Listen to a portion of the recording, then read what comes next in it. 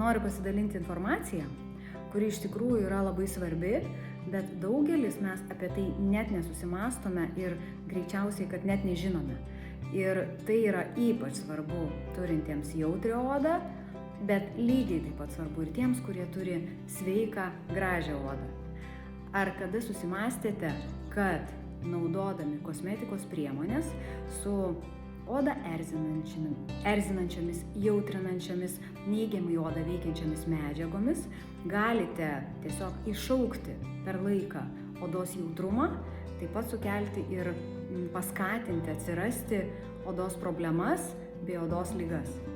Tai susimąstykite, pagalvokite, kad pastovus naudojimas priemonių, kuriuose yra jūsų odai nereikalingų, potencialą kažką negero padaryti galinčių medžiagų, kad tai finale gali pakenkti jūsų odai. Ir jeigu trumpalaikiai perspektyvai, tai atrodo, nieko to, kad čia daugiau kvepia, čia kažkas to, čia įdėta, čia gal pabandysiu, vieną kartą nieko nenutiks, tai ilgalaikiai perspektyvai tai tikrai nėra gerai.